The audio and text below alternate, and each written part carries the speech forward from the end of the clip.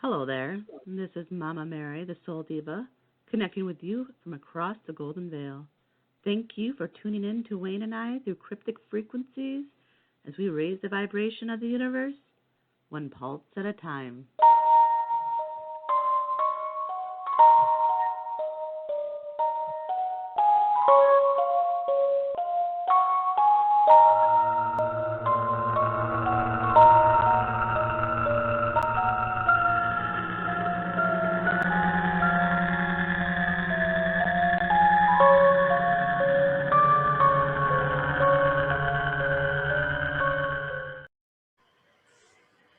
Be careful not to offend, judge, or disrespect the noisy dead.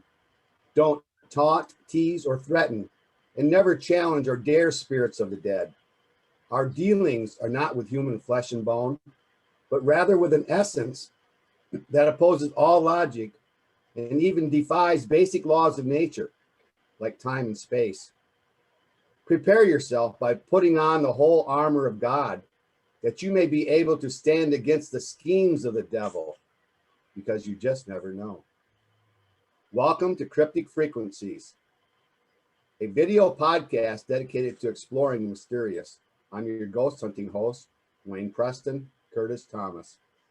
Please keep an open mind about things that you might not easily believe, even things like vampires, as we delve deep into the obscure.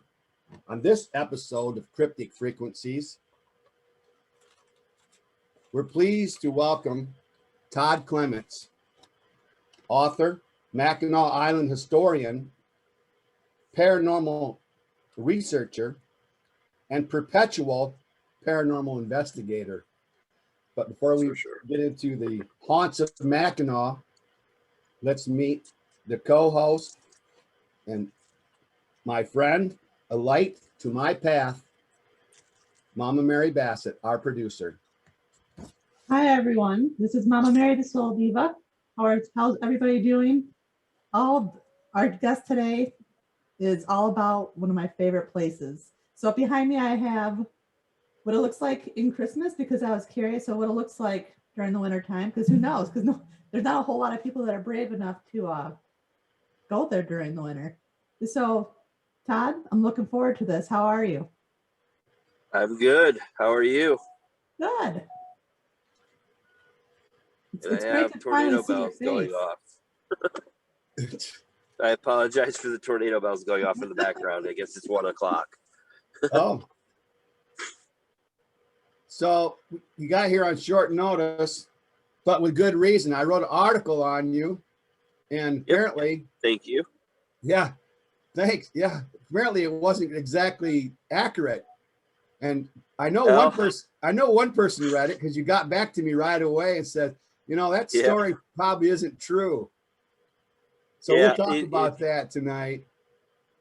It's a long story. Yeah, I'll tell you about it when you're ready. Yeah, we'll talk about today. We'll talk about that, but we got a lot of other things to talk about, because like I said, you're an author of these two books. And you've got them both. Oh, yeah. Second one actually ran out last year, and it's going to reprinting with the whole COVID shutdown. Most of last summer wasn't available. So you're lucky to have it. Oh, yeah, I am lucky to have it. And anyone that's going to Mackinac Island needs to pick these books up, because the descriptions, you get pictures, maps, take you right to these haunted locations. And in book one is kind of a lesson on ghost hunting. Yep. So, yeah, so you learn some of the basics by just picking this book up. But you can go right to the address of these, and there's several haunted locations. And I like the rating system. Maybe you could talk about your rating system. There's your 3-star ratings. Yeah. Sure. I came up with it, before the first book, when I was writing it, I was like, some places, you know how ghost stories go. Oh yeah, there's a place that allegedly has a ghost, but no one knows for sure, and the stories are pretty far and few between. And if that was the case, it was like a 1. There's not a lot about it. There's a few stories, but not volumes of ghost stories from people. A 2 would be a little more. A 3 would be we had more stories than we could include in the book. There was just so many ghost stories from that location. The other one I did was the how recent the activity has been. A 3, it's ongoing. It's right now. People are reporting things today, all the time. 1, it may be a story that has been passed down from generation to generation, but no one's seen anything in a while or had anything happen for a while. 2 is somewhere in between, obviously, like that. What the activity is doing. A 3 would be you're seeing apparitions, objects are moving. A 1 would be you might have a weird smell or think you saw something, but you didn't actually see it like head on. You saw it out of the corner of your eye, or just minor paranormal activity. And 2 is obviously somewhere in between, a little bit of both, but not quite a ton of each. Yeah, you get a lot of information just by looking at however you coded it. So you want to go to the places, at least I would. 3 stars, yeah, the ones that are boom, boom, boom, yeah, go to those ones if you want to get a shot at something. The 1-star ones, they might be an interesting place, but you probably are going to be a little bit less likely to see or hear anything going on. So often, I think, especially with the residual haunting, it's like right person, right place, right time. It's a matter of time. It is. We do have a few of those up on the island. One is, it's in the second book, and that one is a 3. It's a 3-star. It's been seen at least once a summer. Somebody sees this woman somewhere walking around. A lot of people confused her for someone being a state park worker in costume. They don't know why she's wearing Victorian clothes, but she is. Oh, and some people have seen her vanish before their eyes or appear before their eyes. She is a full-bodied apparition all the way down to the ground. She hums music. She looks like a real person. And there's audio to her. So you can hear her and see her. That's why I think people think it's a real person. You think that's a residual? I do believe it's a residual because every sighting is exactly the same route that she moves through. She doesn't interact with anybody. She doesn't interact with anything physical. She just does the same thing, same song every single time. She's a happy haunt. She's not sad. It was actually a residual from a good thing. We think it was the day she got engaged to a guy she fell in love with. Just based on putting the pieces of the puzzle together, where she's leaving, where she's going, the day that it was, the time. We put everything together and figured out we're pretty sure she saw a silent film. It was called Hearts and Flowers at the theater, which is now the Haunted Theater on Mackinac.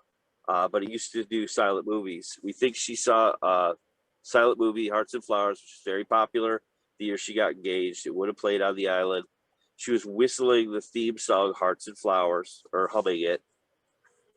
And she was going from the theater to her house. And her route never changes. So we're pretty sure that was the day she got engaged to the man she fell in love with. Nice.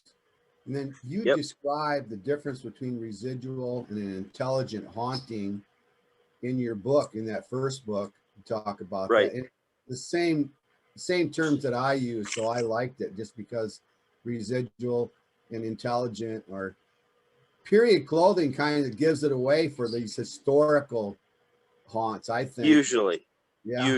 On the island, we have 2 times of the year. Well, we have one time of the year where there are Victorian clothes people all over the place where they do the Somewhere in Time weekend. They walk around and they're in the same clothes she would have been in. Are you making reference to the movie that they did? Yeah. They do a annual get together. Usually a few hundred people show up. They dress in the clothes of the time. They sometimes they have celebrities. Jane Seymour's been there. They've all the people in the movie have been there at least once since the movie came out. I think it was 1979. It came out, pretty sure. They've all shown up. But Jane Seymour's been there several times. Christopher Plummer's been there several times.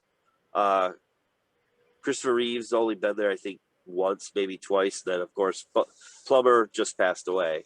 Yeah. So he, at least physically, he won't be back. Maybe he'll come back in spirit. I know. Mary, did you see the movie? No, I haven't. Oh, you should check You'll that. love it or you'll hate it. Yeah, it's a love That's story. pretty much the consensus. It's a science fiction love story, Yeah. but it's not so much science fiction, it's time travel. It's kind of like, it's not like space, it's like science fiction going backwards in time. It sounds interesting though. Yeah, you need to check that out. What's the title again? Somewhere in Time. Right. And you also had some Ghostbusters or Ghost Team, I think, that did a TV thing from the. Yep, was we it had Mission Point?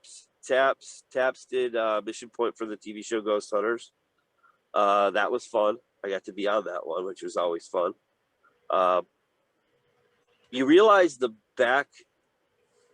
behind the scenes of how long it takes just to do a 1 hour episode of a TV show, and it's just like it's a week, solid week of every day doing something, filming. Something didn't turn out right, we got to redo that, or like turning the lights out like they do on their show. Yeah, that takes a while to do that and get it lined up right to turn lights out, because somebody will do it wrong. Yeah, I imagine. I'm wondering what your average day is like on the island. Do you have like your favorite places that you go to? Do you make yourself breakfast, or you got a place that you go for coffee, or what's it like? Yeah, I do. Okay. Average day, it depends on whether I work the night before or how late. If we're doing any investigating, obviously we stay up pretty late. So my mornings sometimes start a little late.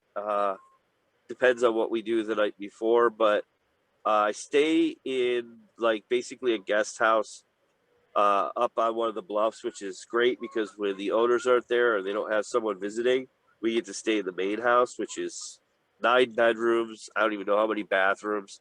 It's like 8,000 square foot on the bluff. It's amazing house. But yeah, I'll get up and I'll have some cereal, orange juice. I don't drink my coffee first thing in the morning because, well, my stomach hates me when I do it. I have to wait like an hour before I can. And usually we'll walk into town. It's about a mile and a half, 2 mile walk to town. And Lucky Bean is my go-to coffee house. One of my friends owns that. And then it just, well, sometimes I'll go for hikes, research. I'm always researching things, historical, paranormal. Whenever I'm out and about going somewhere, if you see me with my backpack or my satchel bag, I'm probably working.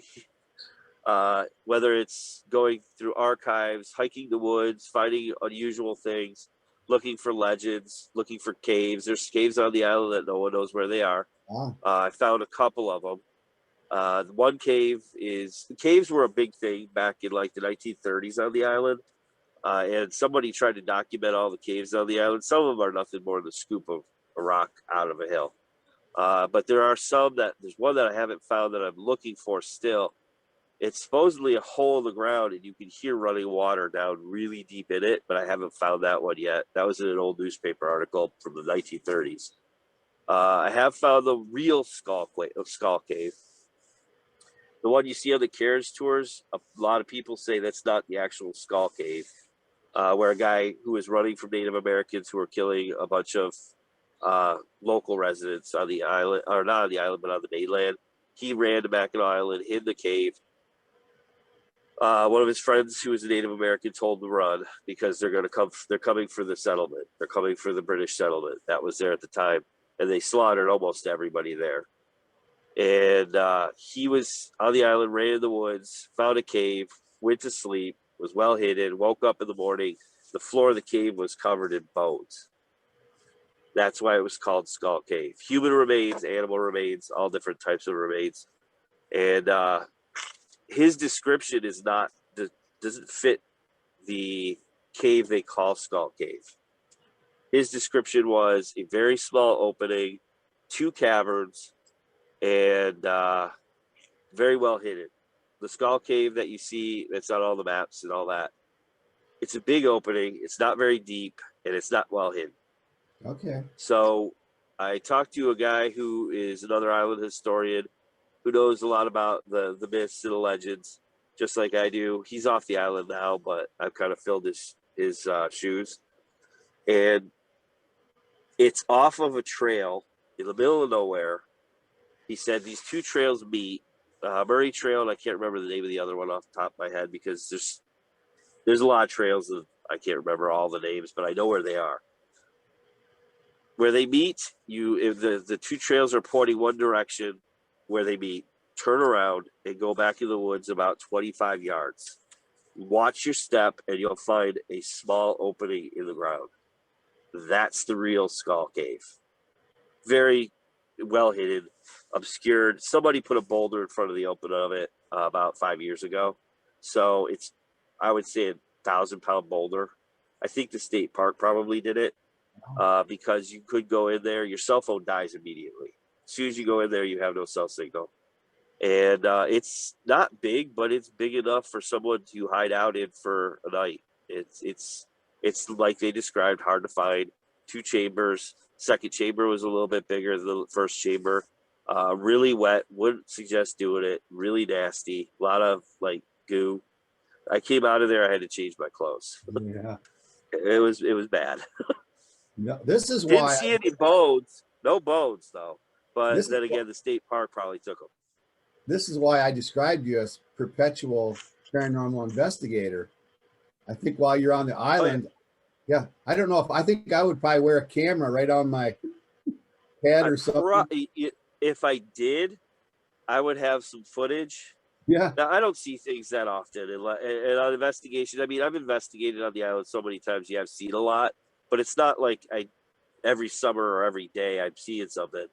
It's really, if I'm not ghost hunting, there's a few plot spots. You got a 70% chance of catching something, whether it's footsteps, a voice, EVP. We get a lot of EVPs in some places.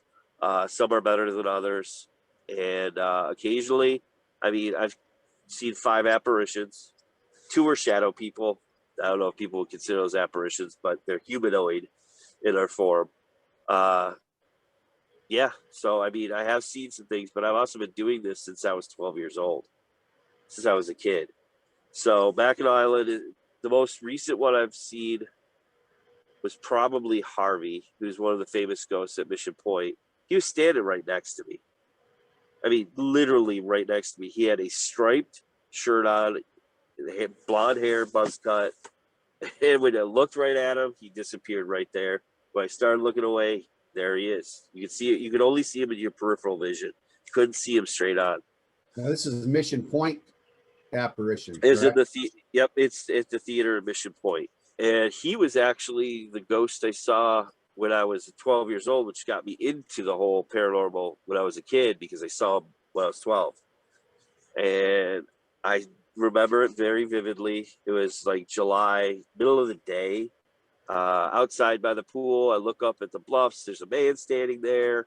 And then all of a sudden, I turn to my mom. I go, look, there's the guy up there. I thought he was going to jump. I didn't know what he was doing. He's right on the edge of one of these bluffs. There's 100-foot high plus bluffs on the island, which are crazy. You don't climb them. You shouldn't climb them. Let's just put it that way. And he's standing right at the edge. And I turned to my mom. I was 12 years old. I go, Mom, look. And he was gone. There was nowhere he could have gone unless he jumped. So, of course, there's no body, there's no person at the bottom of the bluff you could see. And my brother and I went up there later to see how someone could get out of eyesight that fast. It was impossible. It was a ledge with another ledge behind it that was probably 6 to 8 feet tall. You'd have to jump like 6. You'd have to be able to jump up like that 6 to 8 feet to get out of it, being able to be seen. And I was like, and he wasn't solid too, so that kind of tipped me off to something wasn't right. He was I included Harvey semi-transparent. in the article that I wrote on you and Mackinac Island. It seems like they're not exactly sure whether it was a suicide or whether he was murdered. The official records say it's a suicide, but the police records have some information in them. And we had a state trooper. We talked to him about it, and he said, "Yeah, this looks like it was just trying to make a case closed really quick. It could be a murder. It doesn't look like a suicide." He pointed out one part in the police report, the state police report, where fragments of the skull were found in separate directions at a distance of 15 feet or more. And he said, if you were to shoot yourself, and he shot himself with a rifle. They found the rifle. He said, if you were to shoot yourself in the head point blank with a rifle, first off, it's not easy, but you can do it. Right. It can be done. But he said the fact that the skull fragments were in two separate directions, opposite directions. Well, actually, they weren't even opposite. They were like, one went off to like, I think they describe it by direction. I think one went off to the northwest and the other went off to the south. It wasn't like straight line. It was like at angles. He said the only way you could do that is if you fire two shots. So he said, not likely if you shot yourself in the head, you'd be able to pick up the gun and do it again. Kennedy, somebody was hiding. Maybe there was more than one shooter. I don't. We think. I mean, of course, it's ruled a suicide, but we think it was a lovers' quarrel type thing. We don't know for sure, but apparently he was infatuated with a girl. We've found some people who've told us that, and he wanted to marry this girl. This girl barely knew him, and he actually proposed to her. She turned him down, and within weeks he went missing. The girl had a boyfriend. So we wonder who is the boyfriend. We never got names on the girlfriend or the boyfriend. We just know they're the girl and the boy that were involved with it.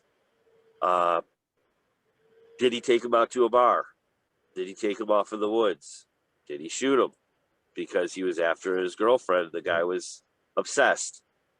But we don't know for sure. The only way we'll ever know is if he actually gives us the information. He's helped us.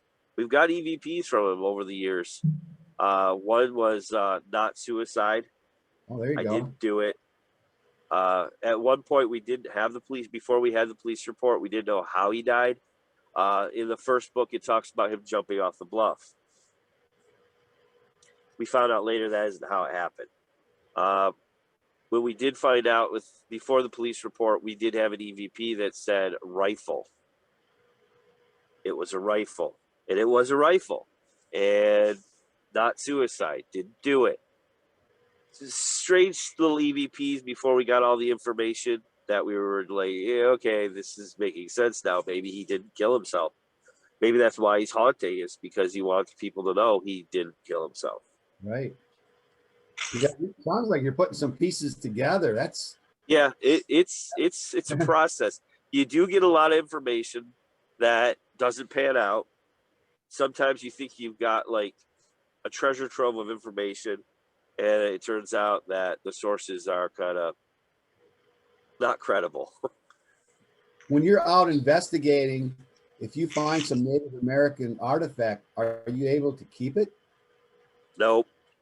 Unfortunately, we found a bone one time. We were looking for a cave on one of the bluffs. It's really difficult to get to. We found the cave, but we couldn't get to it because it was about 20 feet above where we were standing, and we got ropes, and we're throwing the ropes off the top of the bluff, timed in tree, see if we could climb up to it. We just couldn't get the rope was a 100-foot rope. It didn't reach us. So that gives you an idea of the size of the bluffs. We couldn't get to this cave, so we eventually said, we're done. We're not going to make it. The cave supposedly had char marks from fires from Native Americans, and we didn't know what we would find. It'd probably been picked over by whoever or whatever. But we were coming down the hill, and it's pretty steep, rocky hill.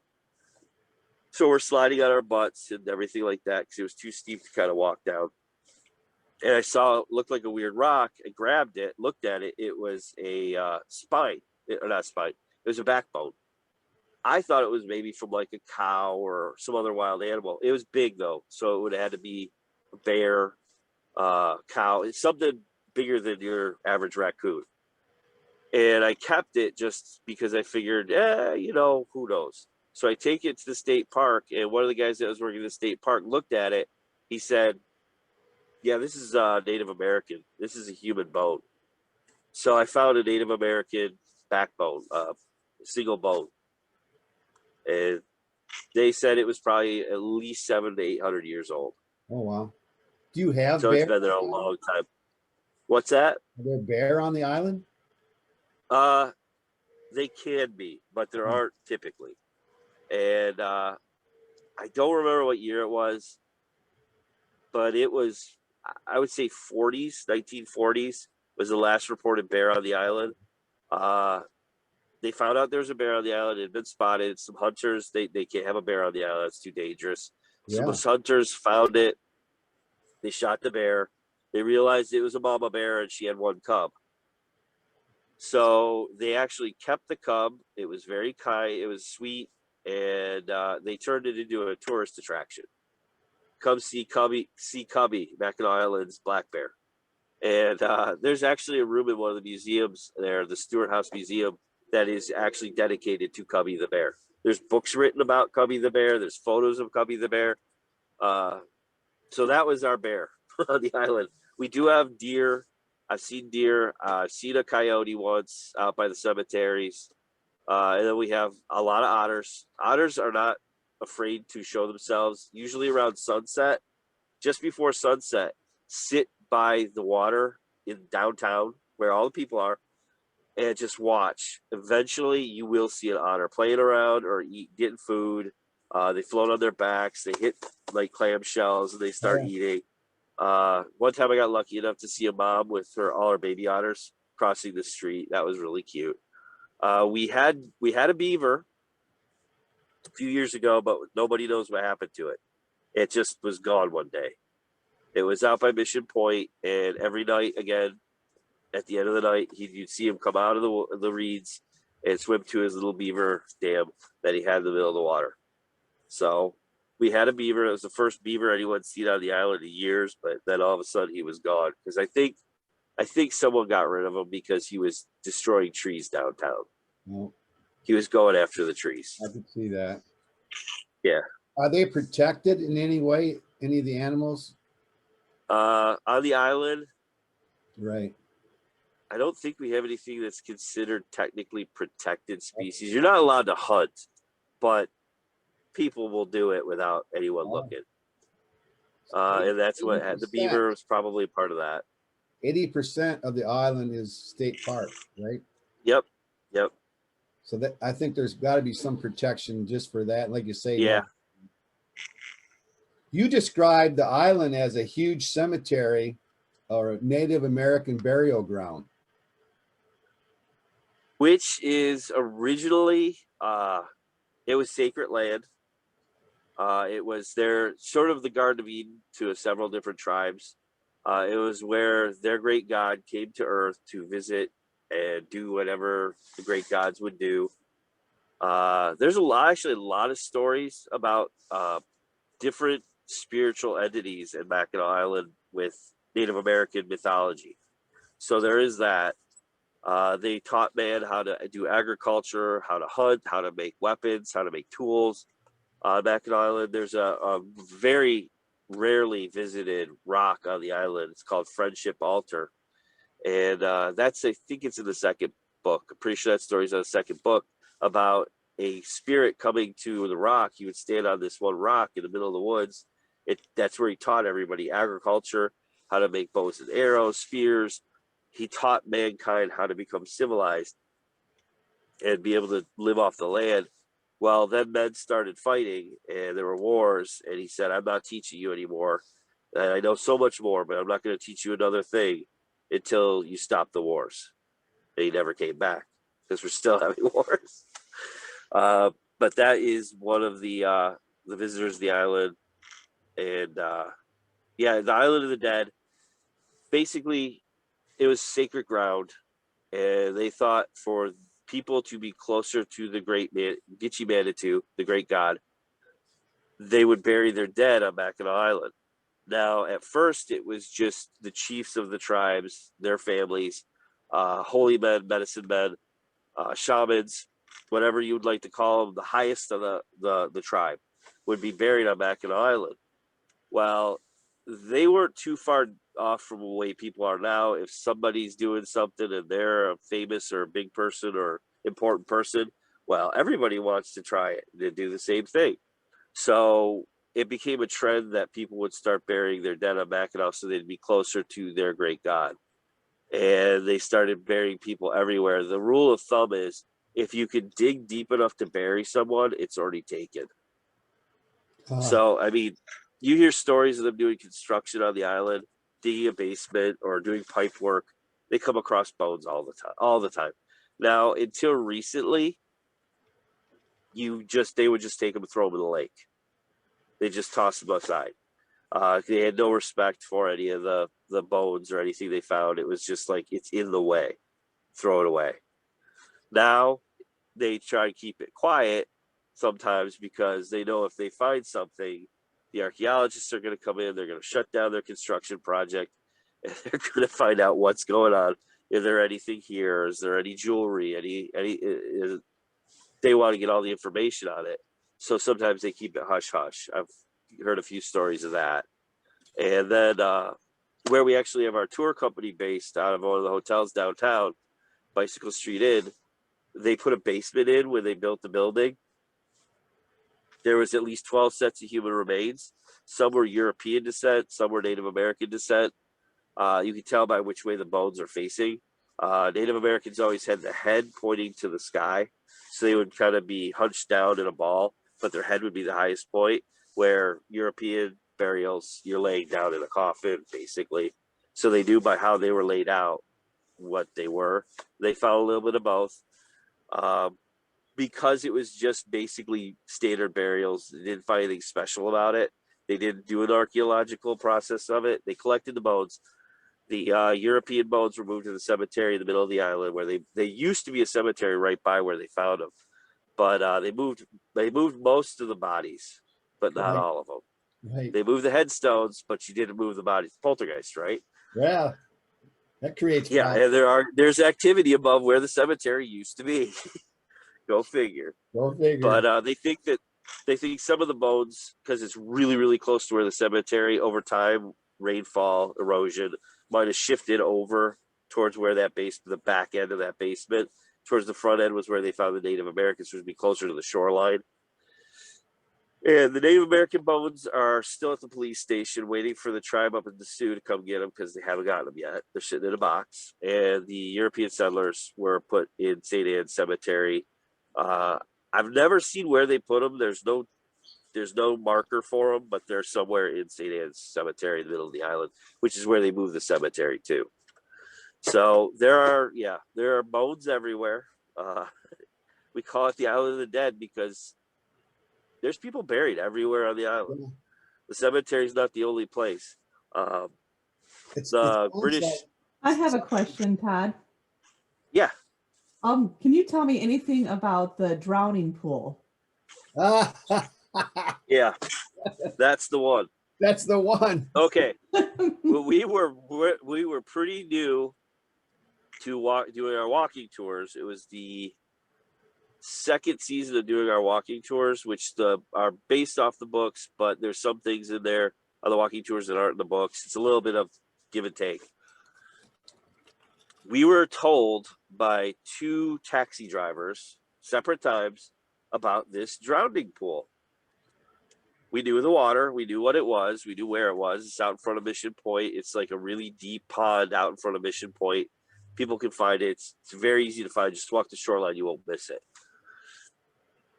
They told us that, and we knew some of their history was actually right, and some of their history wasn't right, but we didn't know it at the time because it's one of those, oh my gosh, it's such a great story. Wow. Oh yeah, it's a great story. So we are talking to them, and they're just like, yeah, you know that body of water out there? Because we were out in that area on a taxi because we had offices at Mission Point at the time. And we were taking a cab into town because we were hauling some of our gear. And they said, yeah, that body of water back when the island was first being settled, around the time the fort was being built, and there were the British soldiers and the war, and the American soldiers. There were a lot of brothels, which we do know is true. There were brothels on the island. Primarily soldiers and fur traders would come and use the brothels. And they said, yeah, one of those brothels, the men were going there, and some of them were married, and their wives were on the island. And the wives showed up and said, "Oh my gosh, what are you doing here? Oh, you're with a prostitute. We're married." And the men alleged, this is all made up, but the men said they're witches. They've bewitched us to come here. We came without our control. We're under their spell. So not too long, it's maybe about 70, 80 years after the Salem witch trial, something like that. They said, oh, well, we'll do what they did in Massachusetts. Let's tie rocks around their ankles and throw them into this deep pond out by Mission Point. If they float, we'll burn them. And if they sink and drown while they're innocent, may God rest their soul. 7 women got thrown in the water. 7 women drowned. The drowning pool. That's where the name came from. Now, we were just like, oh, wow, this is such a good story. We were looking for something to tell out that area of the tour. We're just like, let's use that. It sounds pretty cool. Just make sure we say it's a legend. We have no proof before we tell people this. Right. Now, that's what got dropped from everything, that every article, everywhere we ever talked about it. They never put that before it. It is pure speculation. It is a legend. We have nothing to back this up. But we have been told this story, and it's fun for them to hear that story. But there's no proof that it ever happened. So we did that story on the tour for maybe 2 or 3 seasons, and I caught up with, I was working on the second book at the time, so I wasn't really doing a lot with I eventually got to the drowning pool because that was going to be in the second book, and I started to do my homework on it to find out all the, if there's any evidence, whatever, paperwork, anything, nothing. I could find absolutely nothing on any of the witchcraft, any of this at all. There was nothing. And I went to the other state park historians, which are the ones who know more than I do. And they're like, no, this we've heard this story. It's told by taxi drivers for tourists. It's not true. There's nothing to back it up. Supposedly the ghosts of the 7 women were haunting the water. And there's the ghost story to it. And occasionally they would come walk out of the water. You'd hear their footsteps. You'd see shadowy figures by the water, which is not untrue. And I'll get to that after I finish this. But so we found nothing. I mean, I went through historical documents. There's zero. Yes, there were brothels, but that's all we could find. Nothing about any executions or trials. Usually there'd be I'd find some evidence of it. And I did find evidence of one execution of a prostitute in the region. It was across the water in the city of St. Ignace. There was a Native American woman who was a prostitute, and under French rule, when it was French, the French had the area too. It was French, British, and American. The penalty for prostitution was death. They would kill a prostitute. That's extreme. She was found guilty. It's extreme, but they found her because the French were, I mean, super religious, super strict. And a prostitute, if she got caught, and it was obvious she got caught, I'm sure there were still people that were like probably like a judge who was with the prostitute. But oh well, it's out in the open now. Now I have to kill you. So they executed her. Now we don't know how. It doesn't say. It was only like a paragraph in an old history book that I've only found one copy anywhere of this history book. It was in Flint, Michigan. I had to hunt it down. It's the University of Michigan, Flint. No other library had this book. Nobody had it. Even the state park doesn't have this book. As it doesn't have a lot to do with Mackinac, but there is a section that talks about the French in Mackinac Island, in the Mackinac region. And that was all I could find about any prostitute ever being executed on the island. There was no talk of witchcraft. She was Native American, which could possibly be where they got the idea of witchcraft because they had their own religions. But doesn't say how she died, but she could have been drowned. We don't know, but it was not done on the island. It was done in St. Ignace, and it was one woman, and Could the story have blossomed from that? Yeah, it's a good story, but it is just a story. Yeah. That one doesn't have any, and we couldn't find any proof of it. I However, the reported drowning it. pool. The What's drowning that? pool. Yeah, that was my big thing. I went off of your books and I found some other sources and I reported on the drowning pool in my article. And right now I had 3 or 4 sources that are current. Oh yeah, One of them was yeah. my People buddy, still talk about it. Jojo People still Girard talk about it. from one of the radio stations here in Grand Rapids, WFG. Okay. He's one of them. Another radio station reported on it. One guy went there to the drowning pool with a camera, was looking underwater with his camera. So I believed it. And so I reported on it. Oh yeah, it sounds like a plausible story. I mean, historically, yes, there were brothels. Now Salem wasn't that far back in time. So the story, I mean, it's one of those stories where it seems to be right, but when you really have to dig into the history of it, can't find anything. It's Can't very prove it. sensational. In both of your books, you have a disclaimer that you say it's for entertainment purposes only, and that they're true and accurate ghost stories, legend, and folklore.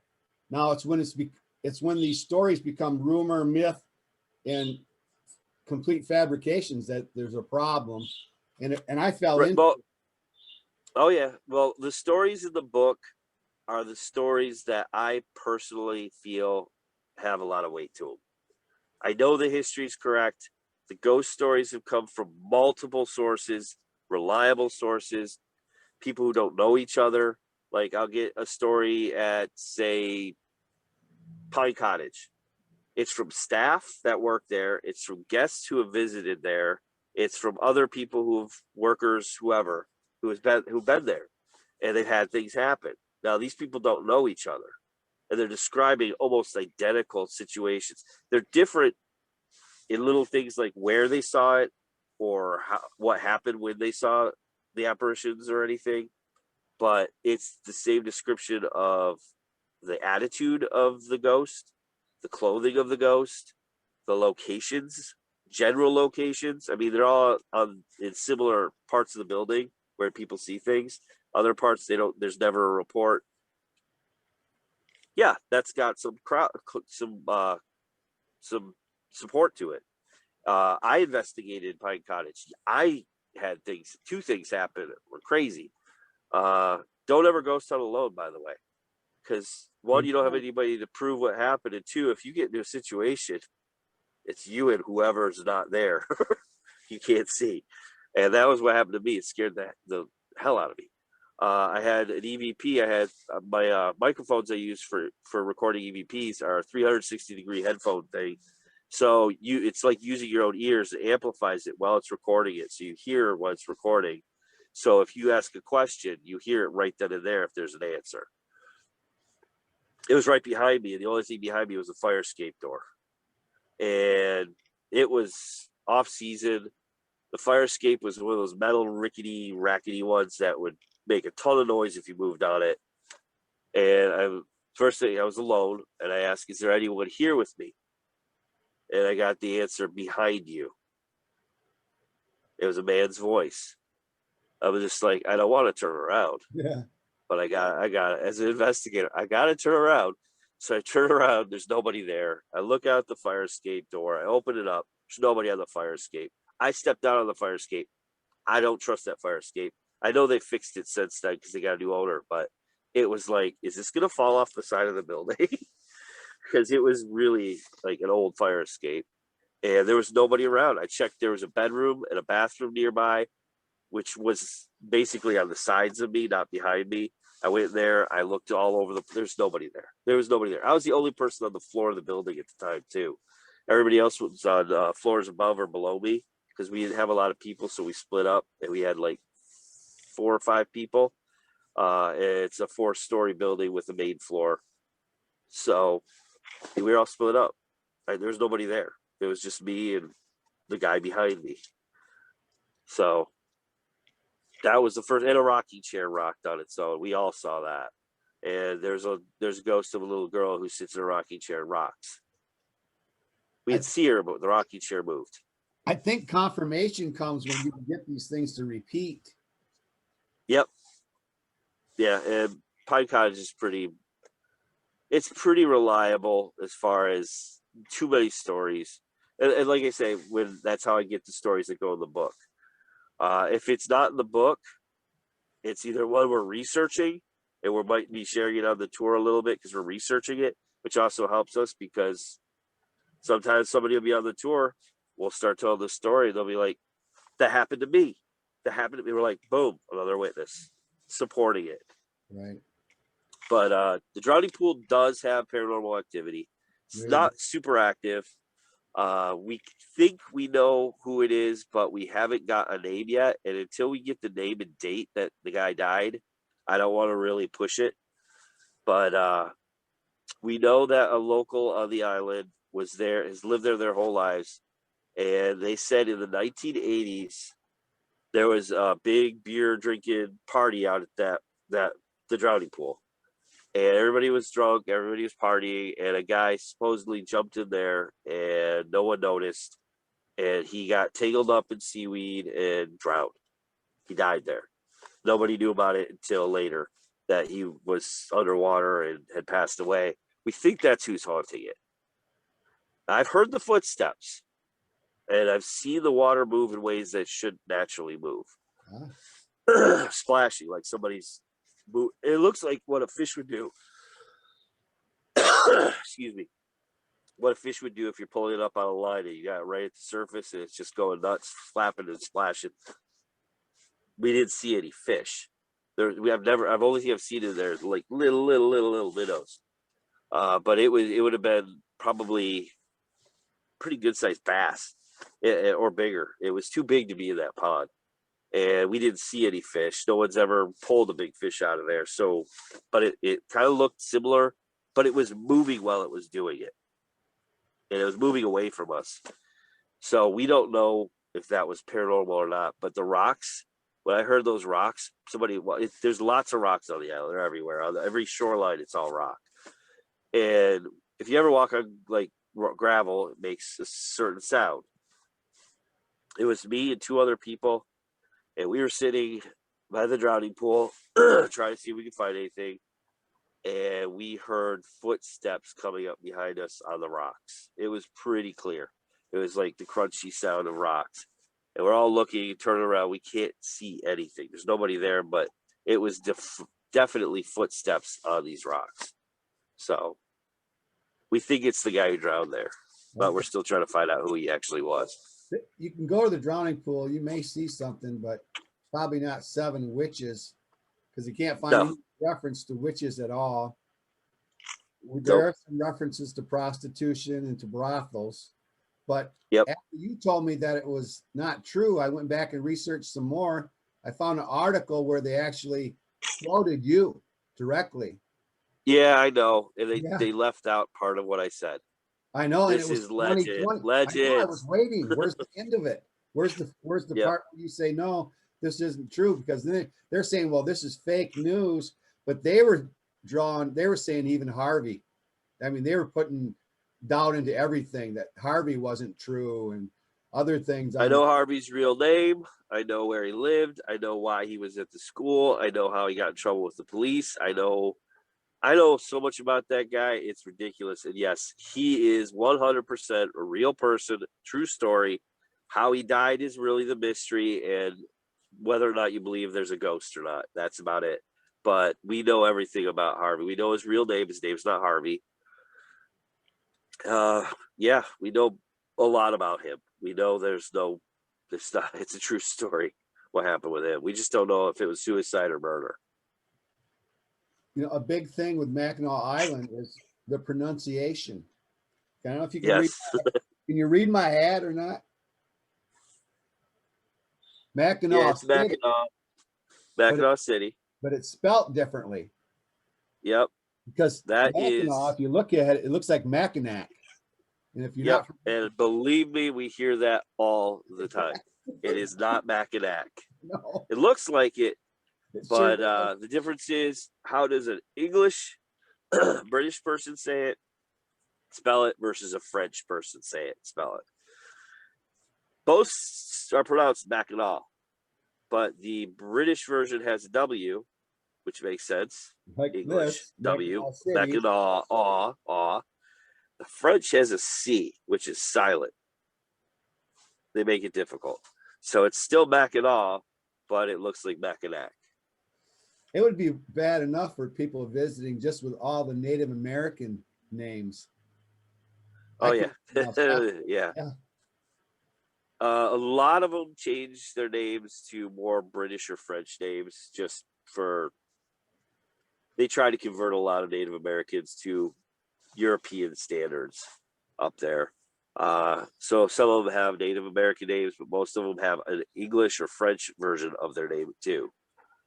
Some of them are still hard to pronounce, the French ones. There's Madeleine La Famoise, Okay. which basically it translates to the raspberry. She was a French Native American woman who was actually she was one of America's first female millionaires, self-made, mostly self-made. She took over her husband's business after he was shot by a Native American man over a bottle of whiskey. And she took over his fur trading company up there and ran an extremely profitable business, better than he did. She made a better income than he did, and very giving person. She saved St. Anne's Church that's on the island from bankruptcy.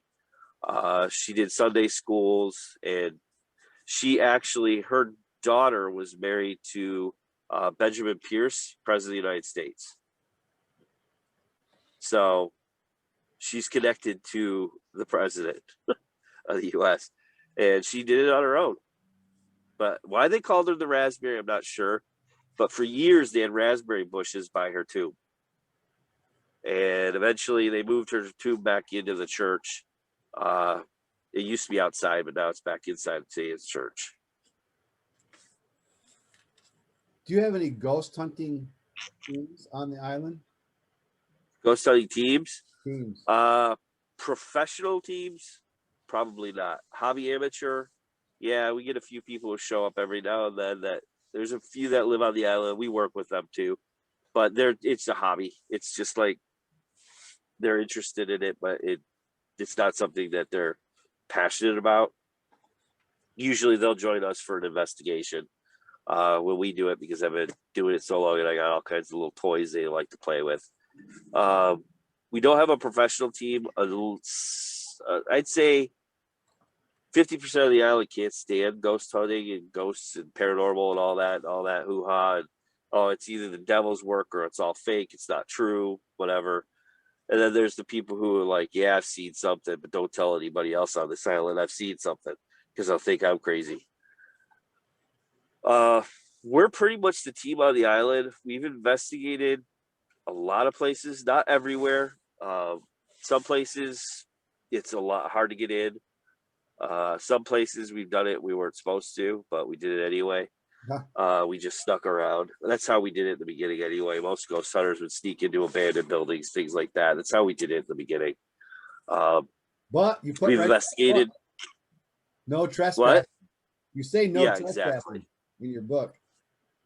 Oh yeah, do not trespass. Do not do what I did. Get permission. And I have get permission to go in first. And sometimes they'll be like, "Yeah, sure, why not?" Other times they'll be like, "Are you serious? Get out of here." Yeah, I know. You're not going ghost hunting. We don't want to hear that stuff. We've never been able. Sometimes I would let the What's police. that? I would let the police know if I was going to be in a building where they're not used to seeing flashlights in the middle of the night. I would let them know and get written permission. The police. It's never really been the police that have been up there when we were somewhere we weren't supposed to be. Once it was a security guard. Oh yeah. And that was in our early days. We got away. Yeah, you don't want to get shot. No. Because what are you doing here? We're ghost hunting. Oh my. I'm gonna give you a trespassing ticket for ghost hunting. Yeah. Okay, fine. Here's your ticket. But our early days, we just kind of did it. This is before the books were written, anything like that. We just went. We had dowsing rods. We had old cassette recorders. We had basically the analog version of a K2 meter. tri-field meters and things like that. The old school equipment. We had Geiger counter at one time because we didn't know what to. We just took anything that would read something in the environment we couldn't see. That's what we brought. I'm glad you But brought then we that did get. up because I had dowsing rods. I wondered how old school and then some of the new apps that they have out now, if you've ever tried any of those. I've tried the apps. I don't think they get the same read as a real dowsing rod would. There's a trick to dowsing rods that a lot of people don't completely understand them. First off, what I learned a long time ago was you can't physically touch the metal. You're not supposed to physically touch the actual metal. You're supposed to put pivot like pipes on the rods so that they will not touch you, but they will freely move on their own without your fingers rolling them or anything. Also, you're supposed to put your arms down so that you can't move them by moving too much. You're supposed to put like your hands down, your arms down on like a flat surface, a table or whatever, so that your hands are completely still. That's what I was taught a long time ago, how to properly use dowsing rods. Because if you have them in your arms, oh, you get fatigue in your muscle. Oh, this arm's going a little this. Oh, there it goes. You don't feel it, but your arms are constantly just little shifts and moves. But if you put them down on a flat surface with your hand down and hold it, you're a lot less likely to get like a false positive out of the rod moving. So, yeah, we used those for a while. We used to use them a lot more, but with all the tech, I know everybody says we've all gone so high tech, we got to get back to basics. But we used to use dowsing rods a lot. My grandfather used willow stick to find water dowsing like that. It works. It works. And then they do work. Now, we used copper dowsing rods because they're so good with electrical flow. You buy into the theory that ghosts give off an electrical magnetic charge? I don't think they give it off. I think they are an electrical charge. Yeah. They're a collection of electricity with something in the middle of it, sort of something pinpointing it that draws it all together. And when it draws it all together, the more electricity they pull in, the more they're able to show themselves or make a sound or move something. I think they're collecting energy, and they think they collect energy from anything from a plug to you. They collect heat, static, any type of electrical charges. They can pull them in and use them. I know some people who go ghost hunting feel really weak, and they're like woozy. You know, something's drawing something from you. Yep. So, but water around the island, flowing water like that creates that magnetic field. Yep, rocks rubbing against each other. It's minute charges, but if you got enough of it, it builds up. It gets bigger and bigger. And the island is limestone and quartz, which in paranormal, there's tons of theories with how that charges everything. Yeah, those limestone can store that energy, and then it can be reused to help manifest spirits. So I was just reading. Could the island could the island be a portal or some kind of a vortex with all that water swirling around it? I think it's like a magnet. It's like maybe not even a magnet. I don't know how to exactly explain what it is. I don't think there's like an opening to the other side, like a big. I always think of portal. I think of like Stargate, some big circle thing that lights up and things go back and forth. I think it's just that the energy's right, the history's there. It's got the geology. The conditions are right for something to be there. They can draw the energy to manifest to do something. The history there goes back up to 8,000 years with Native Americans. There was death. There's been suicides, accidental death. There's been all the things that would go with anything. And I think that it just tends to be a spot where the conditions are right. So that's why it has so many different ghost stories. But then again, it's all theory. The weather conditions being can bring out ghosts. I've seen some storms on that island that actually had me fearing getting struck by lightning. like too close for comfort, like less than an eighth of a mile away.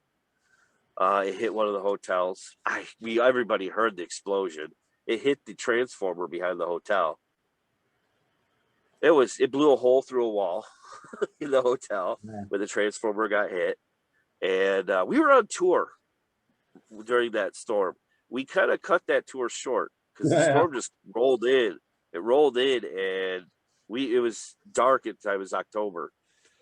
So we didn't see the storm clouds on the horizon. We heard rumbles of thunder, but it was coming from an angle where we couldn't see it from the tour. And all of a sudden, it was getting worse and worse. The wind starts picking up, and then all of a sudden, it just unleashed. And we were almost done with the tour when it happened, but it hit Mission Point. The lightning hit Mission Point Resort, hit the transformer, knocked their power out, blew a hole through a wall. No one got hurt, thank God. And lightning hits the island a lot, hits the bridge about 12 times a year. So the weather and the wind up there, you've had hurricane force winds on the island coming through the straits. They've had 92-mile-an-hour winds. So it's definitely an anomaly for weather, geology. It's just so many different things. Yeah, there's a lot of things happening there.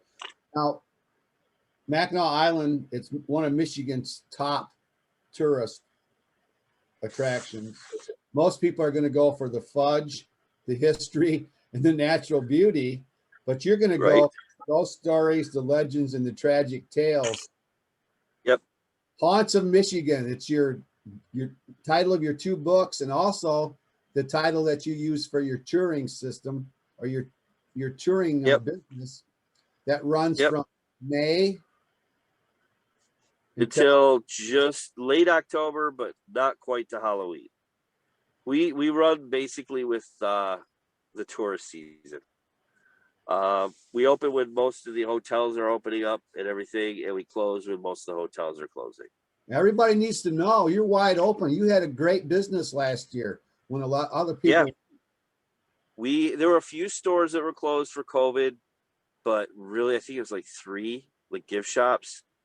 Most of the restaurants were open all year. Some of them had to shut down if they had a COVID case or whatever. But they reopened within 2 or 3 weeks of that time after everything was clear. They got the go ahead.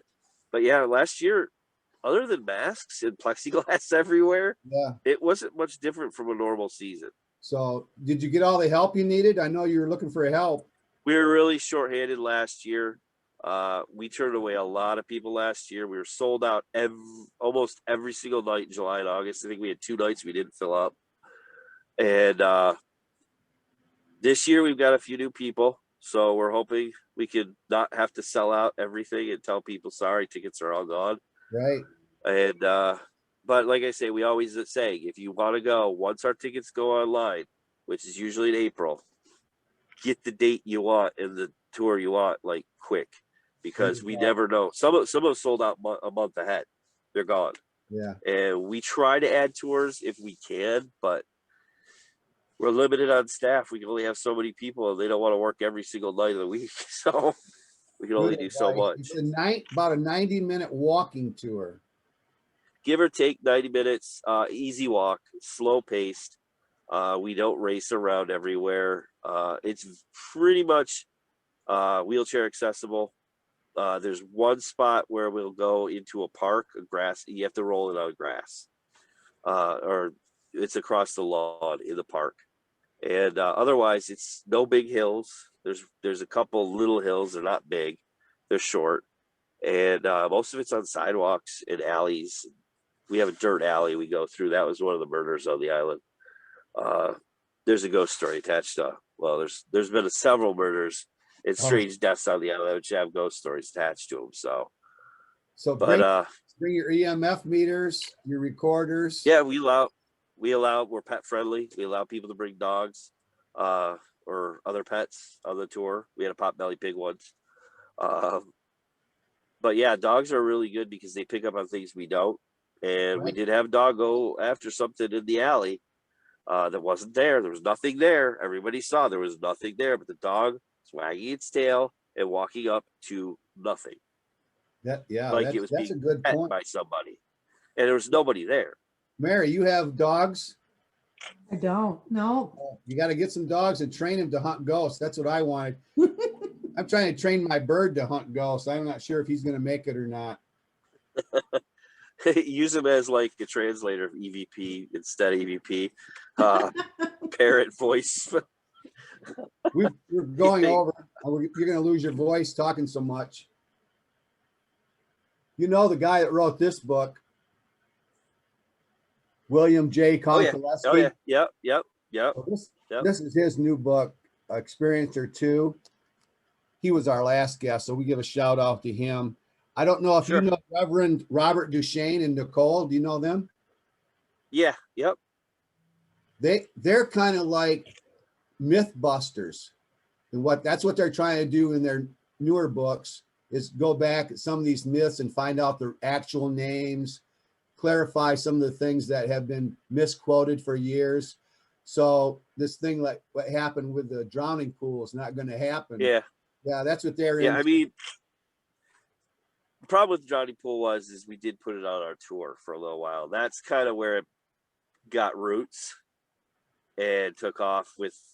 It was a hearsay. It was something we talked about, but no one ever really took the part where it's only a legend. We have no proof, right, that this ever happened. That gets dropped immediately everywhere it's been talked about. Yeah, I've talked about it. So yeah, in entertainment purposes only. I used to include that in reports that I would give people because I don't want them selling their house. Yeah, taking their kid in to the doctor to have his head checked out because of something that we put in a report. I think that's right. Important. A lot of this is just conjecture. So much of it's rumor. But so upcoming, your thing is going to be, of course, starting in May, the tours. Yep. Tours, huh? We haven't set our date yet, but it'll be within the first 2 weeks of May. And we open up. You guys have upcoming. There we go. Yeah, stay tuned. Right around April 3rd is Paranormal XL's second anniversary. So we are going to do a live and a game show type thing with different paranormal groups. And we'll be giving away gifts and just having a lot of fun. On this show, now that we're Zooming, Mary's in Hastings. I'm in Grand Rapids. Todd, where are you? I'm in Rochester Hills right now, but I'll be going up to the island in about a month and a half. Yeah, something like that. So you're on the east side of the state. We're on the west side of the state. We hope that Mary and I are going to Zoom to the UK. We're gonna test the limits here. It's 5 hours difference time zone, so this is gonna be fun if we can make this happen. On your first book, I highlight everything in the books, but I highlighted some of the stuff that we talked about already. That and the massacre. One of the chapters was on a massacre where 70, I believe, Native American. The number's not for sure, but yeah, there's been a lot more information that came out about that one, and I might do an update. I'm just getting into taking notes for a third book, but there is a lot more coming out about the history of that and what it is. I'm not going to butcher the name of the tribe right now. I know it, but I know I'll screw it up. So I'm not going to say it because I have to get better at saying the name of it. It starts with an A. I think they were very. Yeah, I saw that name. Yeah, it was a long. I'll butcher it. It's a tough one if you're not looking at it when you're saying it. Right. But there are some Native American tribes you can mention though, because the Chippewa, Kewayden, is that one of them or not? Probably. Odawa? If you hear a name that sounds Native American, it's the name of a city or something in Michigan or a lake. It's probably a tribe or some sort of a sect of a tribe. Huron, right. Ontario, the Erie, the Fox, Sioux. I mean, American Indian tribe. Right. There's several up there that the French fur traders ran into when they first arrived. But the slaughter, if you want to hear really quick, I know one of the tribes, the name, they think it's the name that Mackinac is named after. It was the Mishlamackinago. was the name of one of the tribes. The other one I can't pronounce. But the Mackinac were a pretty private, kept to themselves, didn't interact with other tribes very much. Apparently, the way the story goes, they were on the island. That was where they lived, and they were not a warring tribe. They were kept to themselves, and they were kind of protected by, I believe it was one of the ones with the name I don't know how to pronounce unless it's sitting right in front of me. And I want to say it was Ojibwa. Ojibwa, right, is another one. Yep. I don't remember which tribe it was, but they protected them from other tribes, the warring tribes. They kind of looked after them to make sure they weren't getting slaughtered. Well, there was apparently, this is from a chief. There's only one account of the story on record. It's in a couple books that the chief wrote one book, and then the other is just quoting him, same story. They went on a war party somewhere towards Wisconsin through the UP. The tribes that were protecting the Mackinac. And when they were gone, I believe it was the Iroquois. It's Iroquois or Chippewa. I think it was the Iroquois. Came in and wiped the tribe on the island out. They slaughtered them all. Now, originally, the story, because actually this chief's information wasn't around, and then eventually one of his biographies or something came out, and this story was in it. No one had ever really heard a lot about it. And he passed away a long time ago, but it was a manuscript that never was published, and then eventually got published. But they came in, they wiped them out, and in the original book, we thought it was going to be French or British soldiers that did it, would wipe them out because they were trouble on the island. But it turned out it was another Native American tribe that wiped them out. 2 survivors walked backwards. It was in the winter, in the snow, across the ice into the Upper Peninsula and disappeared. They walked backwards, so they did the tracks if they were going to track them. Sure. They think they were coming to the island instead of leaving the island. So they disappeared, and no one ever heard anything else about them. Supposedly, there's rumor that they started a family. It was a man and a woman. They started a family somewhere in the UP. They just did what they did. They kept themselves. They kept their mouth shut. They didn't get into wars. They didn't do anything. They just lived out their lives somewhere in the UP. So the ghost story is, and this is one that actually I've had an experience with, is that those Native Americans who were slaughtered in the woods, and it's out kind of near the trash dump, sort of, and the golf course that's out in the middle of the island, and Washkamo Golf Course, which is an old Scottish links course, and there is a horse arena out there and stables. It's in that area, but off in the woods is supposedly where they got slaughtered. I'm hiking the area looking for anything I can find. I know this is like 1,000 years ago or something like that this happened. It's a long time ago. I'm not going to probably find anything. But being who I am and I like to go hiking, I wanted to see. Maybe I'll find some proof of them. Something at all, anything, an arrowhead, anything. Didn't find anything. I was alone. It was May, and my cell phone battery was dying. There's nobody around. I'd seen 2 people in 5 hours of hiking. That's it. And on Mackinac, that means there's not that many people on the island at the time. So I'm out there in the woods, just looking around, walking, seeing if I see anything. And I started hearing it's Native American chanting. I've heard it before, and it was in the distance, but there's nothing around there that you would get. It's state park. It's forest. There's no settlements. There's no houses. There's no buildings. There's no groups of people. And I'd seen 2 people in 5 hours. I knew there was a group of people doing Native American chants in the middle of the woods, and it was getting closer, so it was moving. And I just said, I'm out of here. I don't know what that is, but it was just like the whole, you know how you probably most people probably heard Native American chants. Drums to accompany that story. Yeah, I know. Yeah. But I heard that, and I was like, my bone's almost dead. If I scream, no one's gonna hear me scream. Nobody. There wasn't any people around, and I was just like, it's probably a good idea to get back to town, get my phone charged up, and be safe because I was alone. Well, vengeance is a big thing when it comes to the dead coming back. Yeah. It's unfinished Yeah. business. I think Unfinished business. We give Native Americans plenty of reason to have some feelings like that. I might have, maybe I have Iroquois blood or something. They smelled that's it. why you're I protected. don't know. But the residents claim they see people running out in the woods, or Native Americans, even bloody ones, running. So yeah, that was one of them that stuck in my mind out of the first book. And fairies, but we don't really have time to get into fairies. No, I could get into that for another hour. Yeah, I had final thought, as you know, what is it about Michigan that attracts you in the paranormal? That was our original one before our guest canceled, and you filled in. Thanks a lot for doing that. Sure. Oh, no problem. Yeah, did you have an answer for that question? What is it about Michigan that you like that's related to the paranormal? I think because there's so many different places that have been discovered but undiscovered too.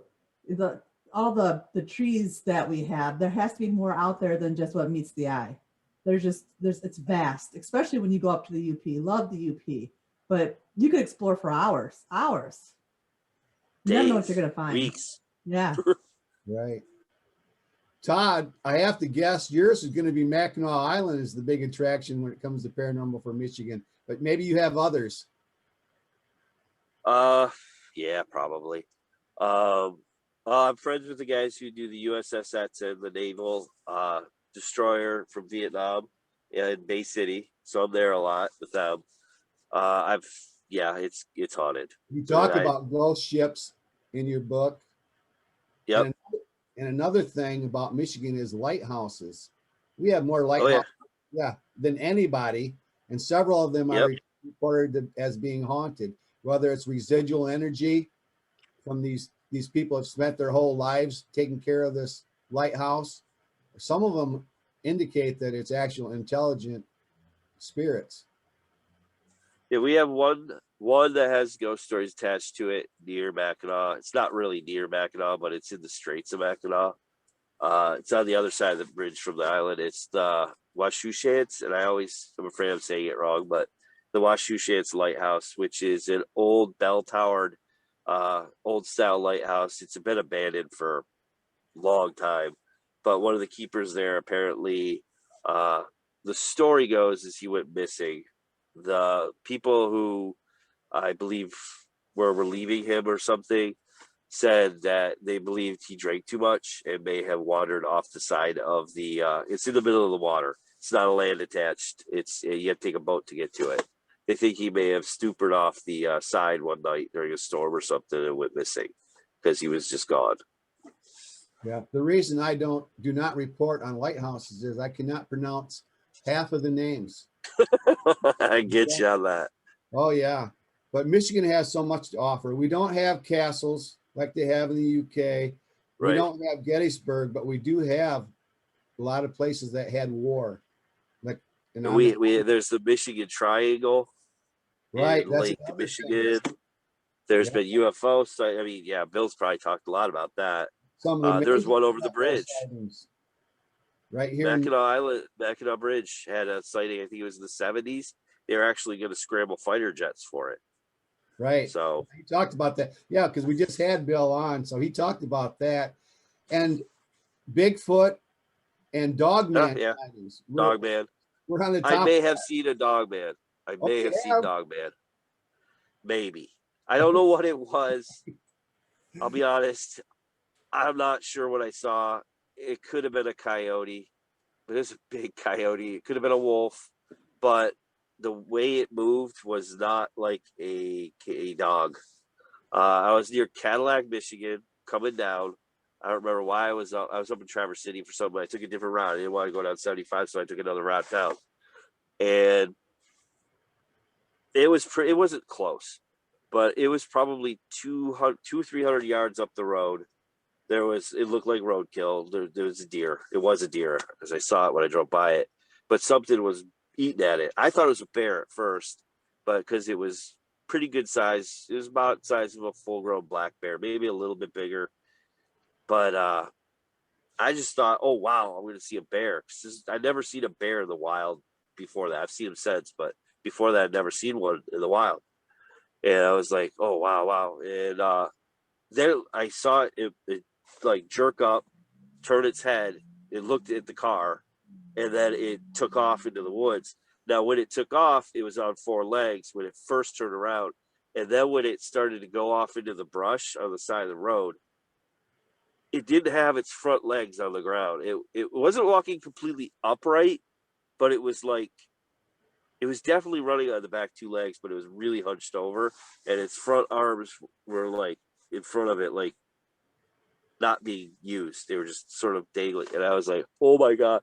Now I'm sitting there going, do I stop and look? Because I might die.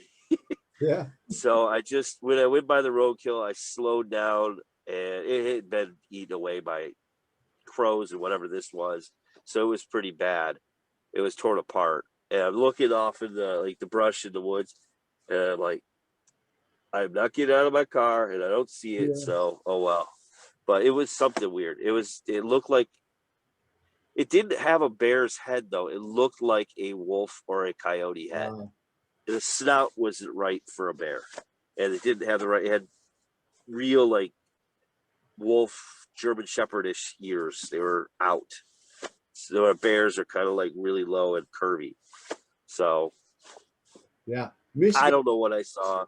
I've talked to a few people who do Dogman. They said, yeah, it could have been a coyote or a wolf, but it also could have been a Dogman. We'll bring that up with Yeah, Noir next time we talk with her. Yeah. She'll have some insights into that. But Michigan has so much to offer in spookiness because the whole UP is forest. Half of the Lower Peninsula is forest. You know, we have a lot of area for somebody like Dogman or Bigfoot to hang out. We have the tons of room. UP. We went looking for a moose in the UP. We didn't know what we were going to find. We were desperately looking to find a moose. Oh yeah. We were on logging trails. We were in places that we probably could have gotten stuck. No cell phone service at all where we were. We were just doing it like an amateur, like Bigfoot, but really we were looking to find a moose because they're up there. We looked for an entire day and didn't see a single moose. Now, moose, there's like 2,000 moose in the UP, and we were in their hot spot where they're supposed to be everywhere. We couldn't find them.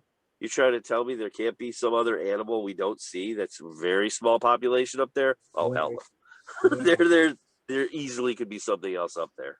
Yeah, we have a lot of paranormal possibilities in this state. Well, it's inspirational thought, and then we're done. You'll be able to take care of yourself, drink some more orange juice, take care of that cold. Yeah, got a little cold. But my inspirational thought comes from Edgar Allan Poe. Poe says, from childhood's hour, I have not been as others were. I have not seen as others saw. I could not bring my passions from a common spring. I could not awake my heart to joy at the same tone. And all I loved alone. I think the message here is, you know, we can be different. And I think our strength is in diversity. It's like, do you, you know, be whoever you are. If that's different, so be it. You know, old Blue Eyes did it his way. Frank Sinatra did it his way. Elvis did it his way. Todd Clements is doing it his way. And we love you for that, Todd. Thanks a lot, buddy. No problem. Thank you. Mama Mary Bassett. We'll see ya. Peace out. Peace. I'll see ya. Thanks, Take Todd. care. Thanks. Take care.